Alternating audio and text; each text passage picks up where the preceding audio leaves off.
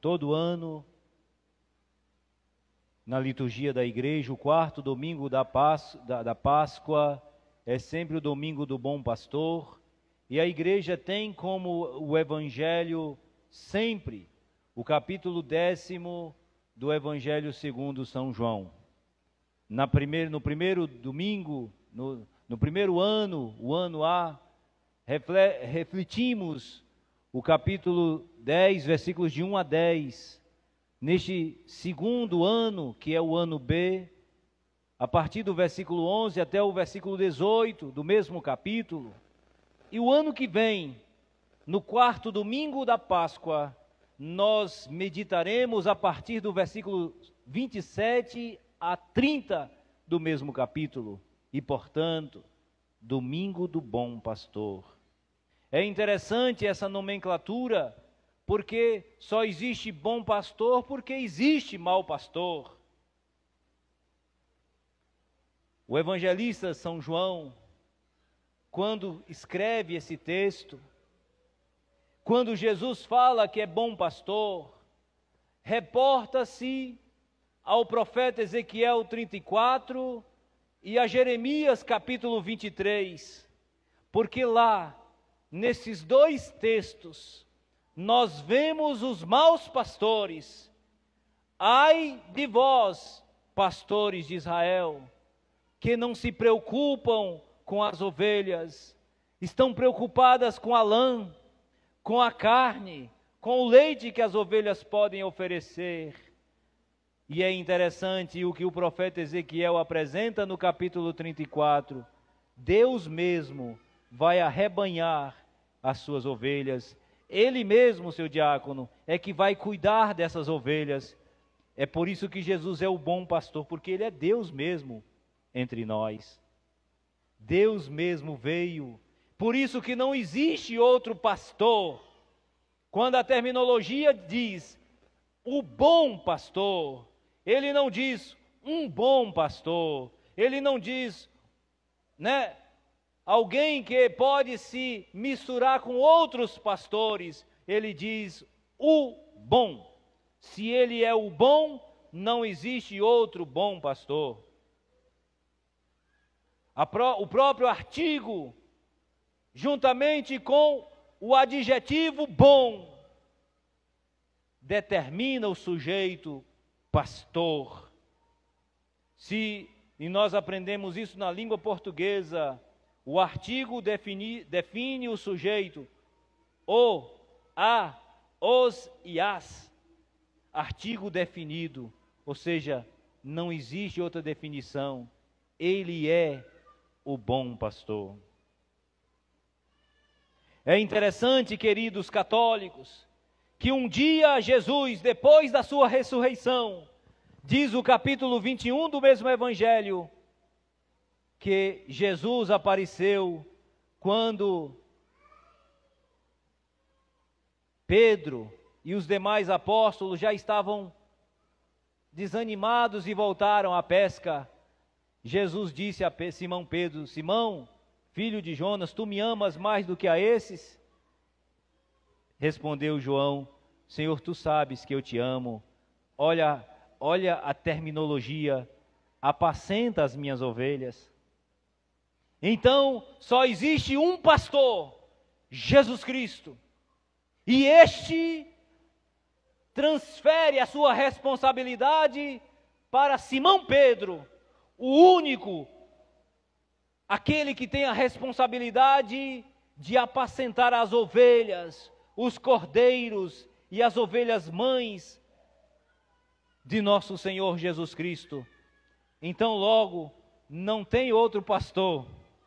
Tem alguns que se dizem pastores, tem uns outros que até se dizem pastoras, mas não se encontra nenhum fundamento bíblico, histórico, teológico, pode até talvez sociológico, numa sociedade onde vale tudo, numa sociedade que não reflete mais a fé, numa sociedade onde não leva mais em consideração a tradição apostólica, numa comunidade que não leva mais em consideração as sagradas escrituras. Por isso aqui tem para todos os gostos, tem para todos os modos. A ala feminista é que exige a ação de pastoras, porque as mulheres têm os mesmos direitos. Mas é interessante, seu diácono, que nas Sagradas Escrituras a gente não vê Jesus convocando mulheres para serem apóstolas. Não, não tem.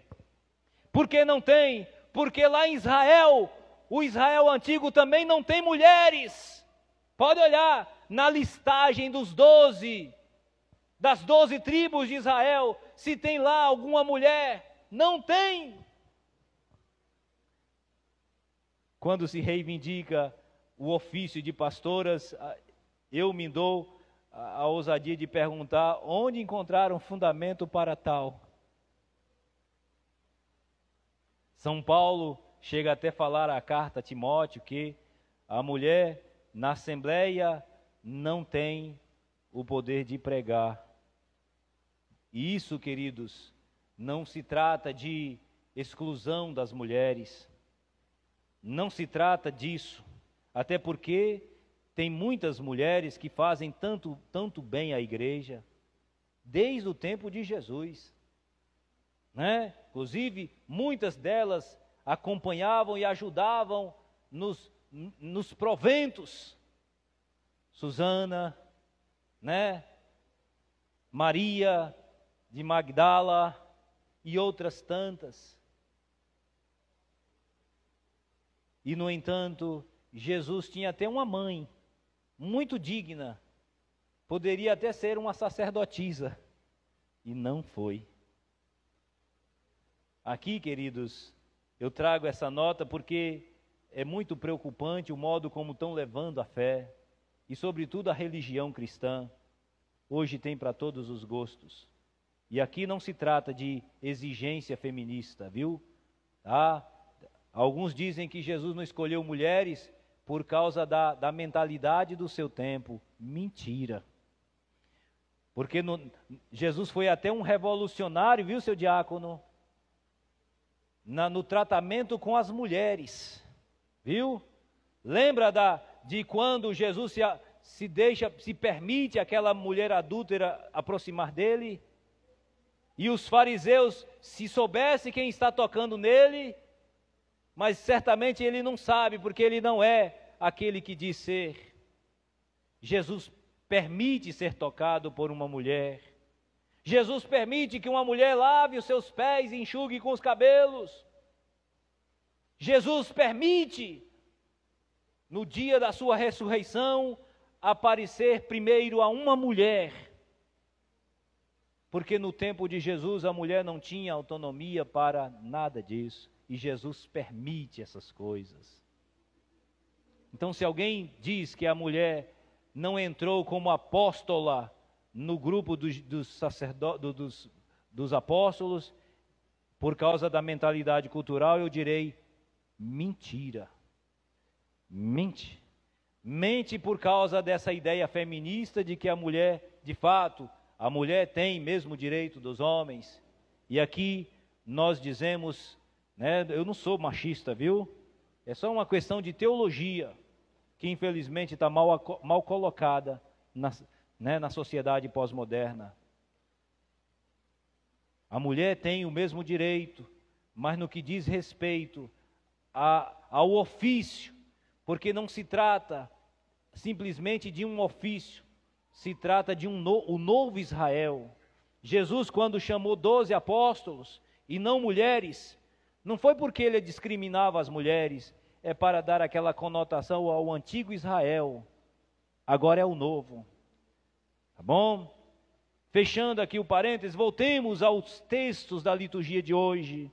Bom pastor, Jesus é bom, porque ele é o único que dá a vida, deu a vida por suas ovelhas.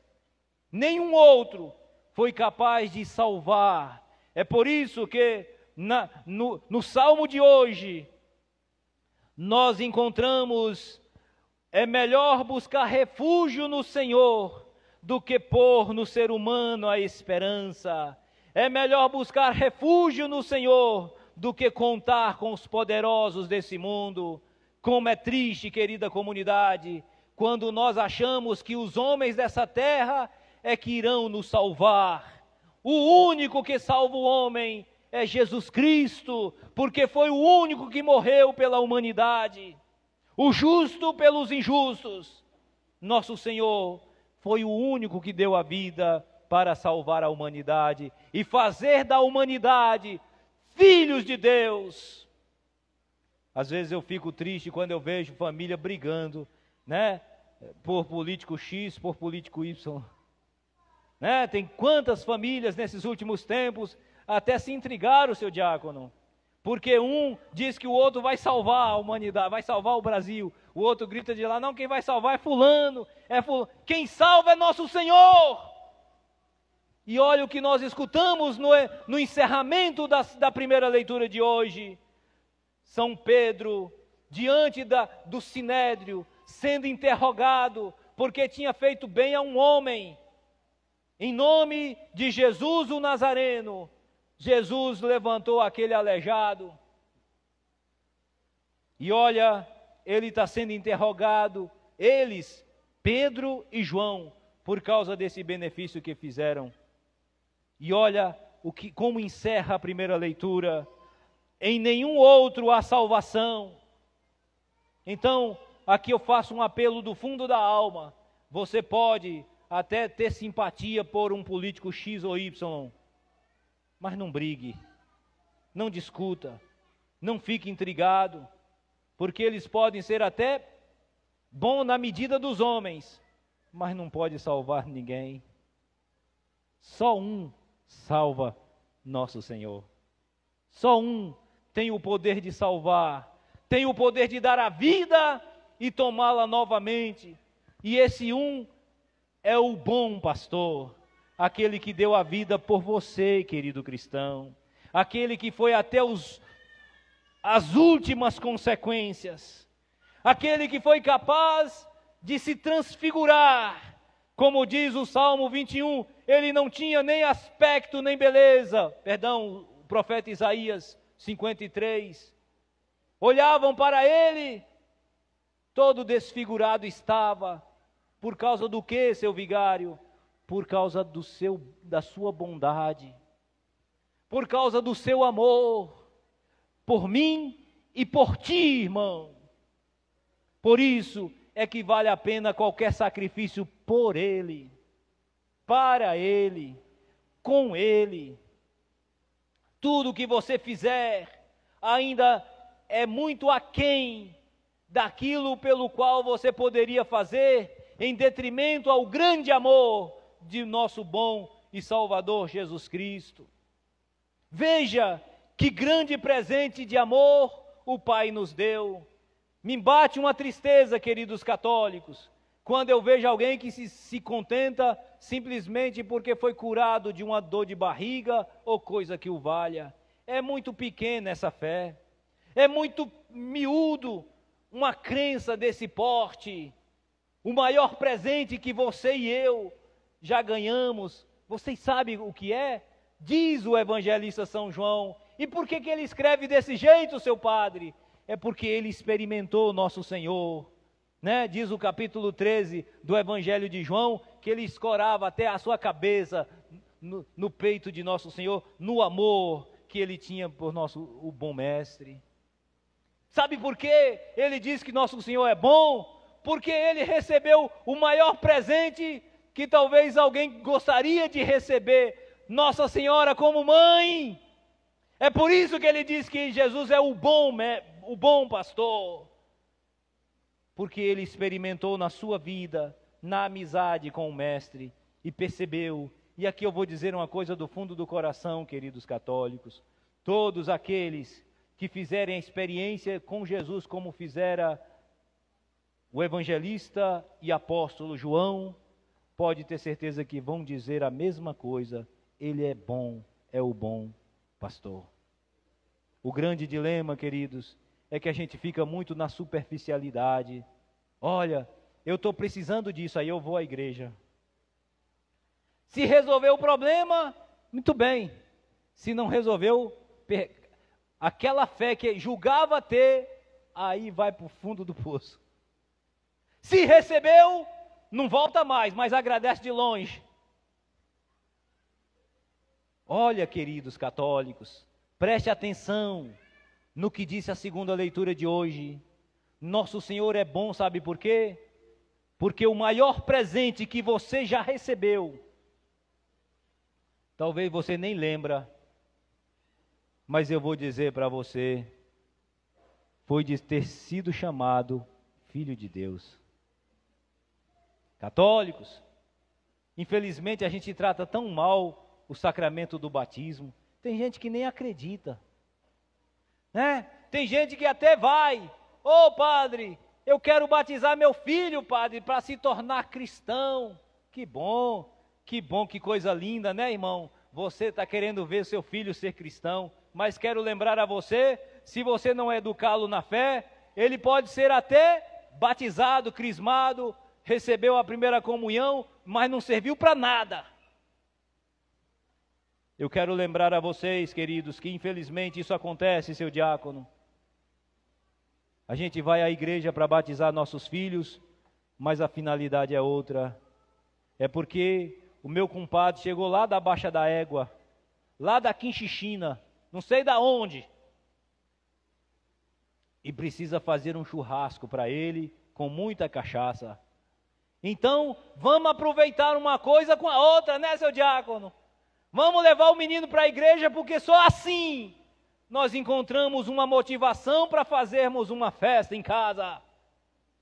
Quer saber de religião, quer saber de cristianismo, quer saber de batismo colenada, quer saber de cachaça, de putaria, de comes e bebes, religião, necas de quitibiribas.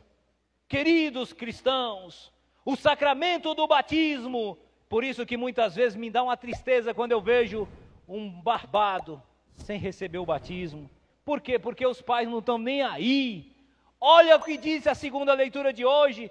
Vede que grande presente de amor o Pai nos deu, de sermos chamados filhos de Deus. E quando é que a gente se torna filho de Deus, seu vigário? Naquele dia que você foi batizado, seu corintiano. Foi no dia que você recebeu o sacramento do batismo, é que você se tornou filho de Deus. Paulo, na carta aos Gálatas 4, ele diz que é o Espírito do Pai que clama em nós, Abá, ou melhor, o Espírito do seu Filho, Jesus, que clama em nós, Abá, ó Pai. Ou seja, quando a gente diz Pai Nosso, é o Espírito em nós que chama a Deus de Pai. Porque é um grande presente, seu vigário, porque é o mesmo Espírito com que conduziu nosso Senhor. É o mesmo Espírito, comunidade de fé, que levou Jesus a fazer coisas extraordinárias. É o mesmo Espírito que infelizmente morreu dentro de nós, por causa da nossa falta de fé, por causa da nossa falta de compromisso. Tem um monte de cristãos, mas quando espreme, não tem meia dúzia, porque não tem convicção, não tem princípio cristão, tem umas ideias tronchas, tem uma mentalidade mundana, tem um sentimento paganizado que tomou conta do coração dos homens. E aqui, queridos irmãos, que coisa fantástica, disse a segunda leitura de hoje, mas nem sequer se manifestou ainda o que seremos de fato. Porque quando Jesus se manifestar na sua glória, nós o veremos tal como ele é. Que coisa linda esse texto. A pedra que os pedreiros jogaram no lixo, é essa pedra que gera em você fortaleza, convicção, entusiasmo na caminhada. Eu quero dizer uma coisa para vocês, queridos cristãos. Nossa mentalidade cristã foi se diluindo com o tempo, porque pensamos que a bondade é assistencialismo, pensamos que a bondade é filantropismo, Pensamos que a bondade de Deus se traduziu apenas em dar feijão e comida para alguém. Eu quero lembrar a vocês, católicos, eu posso estar até equivocado, mas existe uma fome maior, da qual infelizmente está passando despercebido na sociedade. Tem uma fome que infelizmente a gente percebe nos olhos das pessoas, que essa não é feijão e arroz que vão sanar. É uma fome de eternidade, seu vigário, seu diácono. É a fome de Deus. E quem é que pode dar isso, seu padre? O sacramento. Como é bonito, queridos católicos. E eu quero lembrar a vocês que o bom pastor, ele cuida das ovelhas. O mercenário, quando vê o lobo, foge. Quero lembrar a vocês que esse lobo, infelizmente, está dominando os cristãos. Porque, infelizmente, nós, pastores, que assumimos a responsabilidade de curar a ferida das ovelhas, a gente diz, isso é besteira, vai curar, não tem problema não, pode passar adiante. Quantas ovelhas feridas por causa do pecado, e que, infelizmente, a gente, pela irresponsabilidade nossa, a gente vai ignorando.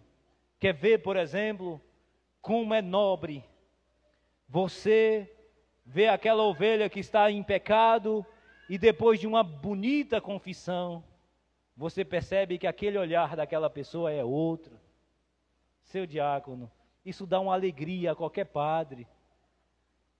Como é bonito, queridos irmãos, quando alguém está ali afundado nos problemas, e você dá uma palavra de conforto, a pessoa já se sente reconfortada e equilibrada. O bom pastor também gasta tempo com as ovelhas.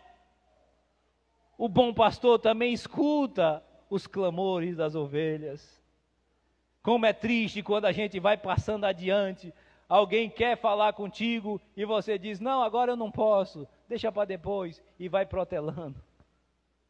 Como é triste, queridos, quantas ovelhas morreram por causa da irresponsabilidade daqueles que cuidavam. E eu me coloco também nesse mesmo pacote, porque é ofício nosso de cuidar bem das ovelhas de nosso Senhor. Quando o padre pede, suplica, cuidado com as vozes que nós escutamos por aí, cuidado porque a voz do bom pastor está sendo confundida com outras vozes. E numa sociedade de muito barulho, precisamos fazer um esforço ainda maior para distinguir a voz do pastor e a voz dos mercenários. Queridos cristãos, e aqui eu vos peço, quero lembrar a você, querido pai, quero lembrar a você, querida mãe, quando a gente fala de pastores, a gente sempre reporta aos religiosos, mas eu quero lembrar que você também pode ser um bom pastor na sua casa, conduzindo as ovelhas que são seus filhos para aquilo que vale a pena. Você, querida mãe, pode ser uma excelente condutora dos seus filhos, não sendo negligente, orientando para o bem, porque, infelizmente, e aqui eu peço por caridade, você jovem, se você não tem vocação para casar, não entre nesta onda, não mete a cara naquilo que você não tem vocação, porque você vai ser uma desgraça na vida dos outros e vai estragar a vida daqueles que você deve ser responsável. Por exemplo, quantos filhos no vazio, quantos filhos, querida comunidade, que muitas vezes a gente escuta, a gente fala, e agora, o que eu vou fazer, seu diácono? Qual é a palavra mais acertada para orientar essa figura? A gente precisa pedir a graça, as luzes do Espírito Santo para ajudar, porque não é fácil. Não é fácil quando você escuta um jovem dizendo, a minha vida já não tem mais sentido, seu vigário. Eu só encontro uma solução, acabar com ela. Não é fácil, querida comunidade, quando você vê um jovem bonito, bonita, dizendo que a vida já não tem mais esperança. Essas coisas acontecem, queridos, é porque lá no passado recente, alguém que assumiu uma responsabilidade pulou fora. E aqui eu peço do fundo da alma, mas eu peço com o coração sangrando, a você que é pai, cuide bem dos seus filhos, dê amor, dê carinho, dê aquilo que é sagrado, dê a graça do céu para a sua família, porque os nossos filhos estão se perdendo nessa sociedade que parece que não tem volta. O negócio é só lazer, é só curtição, mas interessante que tudo tem uma resposta conclusória. E a resposta conclusória é o vazio, é a solidão, é a falta de sentido para a vida. E aqui eu falo sem medo de errar. O nosso mundo de hoje, o nosso povo de hoje, está com fome, não de comida. E a gente sabe que tem um ou outro que passam necessidade, seu diácono. A igreja tem que se preocupar mesmo de dar assistência aos que estão passando fome. Mas eu quero lembrar que existe uma fome maior, a falta de sentido para a vida. E dessa, queridos católicos, a gente precisa gastar mais tempo para cuidar. Quero lembrar que o bom pastor é aquele, como diz 1 Samuel 17, 34, 35, o bom pastor é aquele que vai na goela do leão e puxa a ovelha.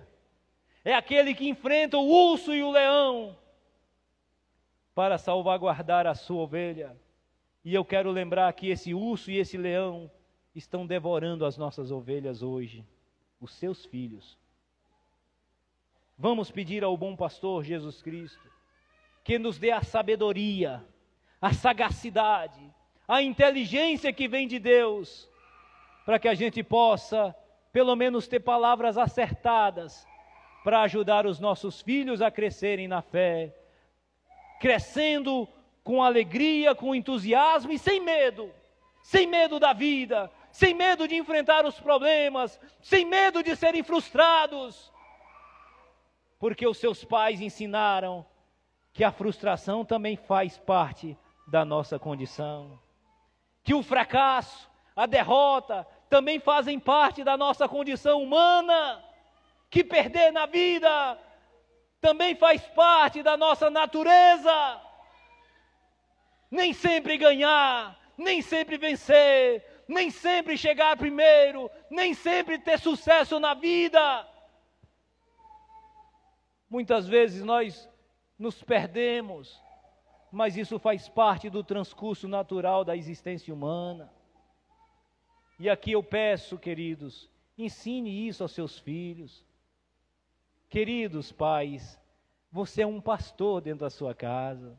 Cuide bem do seu filho, dê amor, dê carinho. Ô padre, mas eu já fiz de tudo, padre, e não tem jeito, é cabeça de coco, é dura, padre. Precisa primeiro bater num poste para perceber o sentido da vida. Eu quero dizer a você, pai, será que lá no passado, quando ele era pequenininho, o que foi que você fez com ele?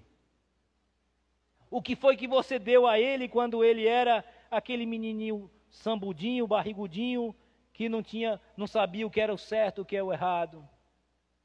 Infelizmente, hoje tem um pastor chamado celular, que é ele que agora está conduzindo nossos filhos, né? O menino está chorando, tome o celular, filho. E aqui eu vou falar uma coisa que é vergonhoso, é vexatório, mas é uma verdade. Outro dia eu escutava alguém dizendo que o maior destruidor da sociedade não foi a bomba de Hiroshima nem de Nagasaki. O maior destruidor da humanidade não são esses mísseis, né, que têm poder de destruição em massa. Diz que o maior destruidor da humanidade se chama celular, porque destruiu o rádio, destruiu o relógio, vai dizendo um monte de coisa, só esqueceu de dizer uma coisa, que o celular é também papel higiênico.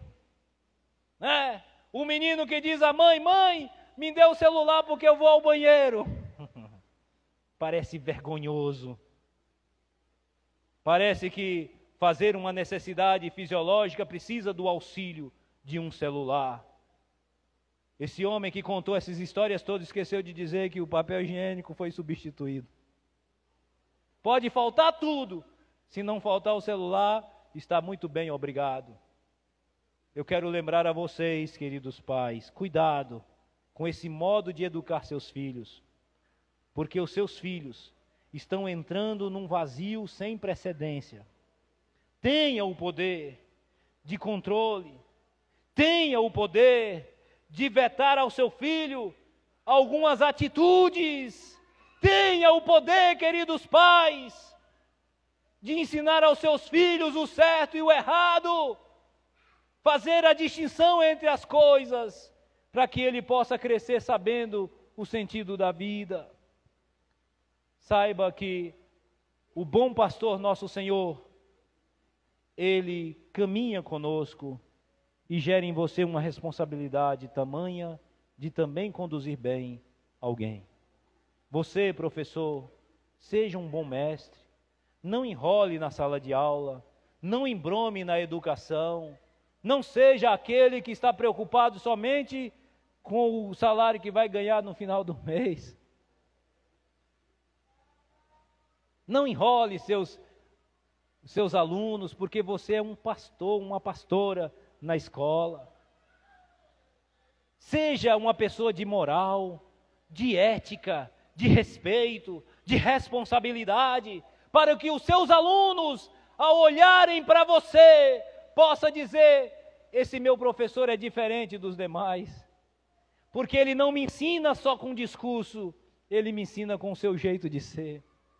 Que essa liturgia deste domingo, querida comunidade, instigue o nosso coração de padre, de leigos, de pais de família, de profissionais da educação, de responsáveis pela política nacional, estadual e municipal, a todos nós, o compromisso sério de sabermos bem conduzir aqueles que estão sob a nossa tutela. E que o bom Jesus, nosso patrono, olhe por todos nós e nos dê a sabedoria necessária para que aqueles que são por nós dirigidos não se extraviem, não se percam na vida por causa da nossa irresponsabilidade. Amém.